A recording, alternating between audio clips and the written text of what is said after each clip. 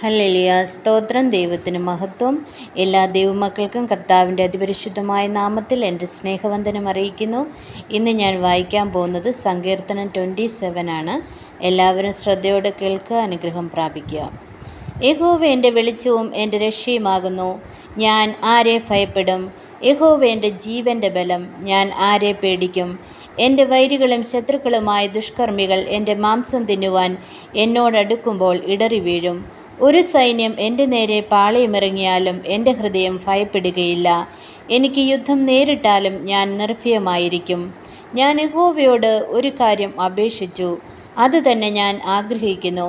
യഹോവയുടെ മനോഹരത്വം കാൺമാനും അവൻ്റെ മന്ദിരത്തിൽ ധ്യാനിപ്പാനും എൻ്റെ ആയുഷ്കാലമൊക്കെ ഞാൻ യഹോവയുടെ ആലയത്തിൽ പാർക്കേണ്ടതിന് തന്നെ. അനർത്ഥ ദിവസത്തിൽ അവൻ തൻ്റെ കൂടാരത്തിൽ എന്നെ ഒളിപ്പിക്കും. തിരുനിവാസത്തിൻ്റെ മറവിൽ എന്നെ മറയ്ക്കും. പാറമേൽ എന്നെ ഉയർത്തും. ഇപ്പോൾ എൻ്റെ ചുറ്റുമുള്ള ശത്രുക്കളുടെ മേൽ എൻ്റെ തലയുയരും. ആമേൻ. ഹല്ലേലൂയ.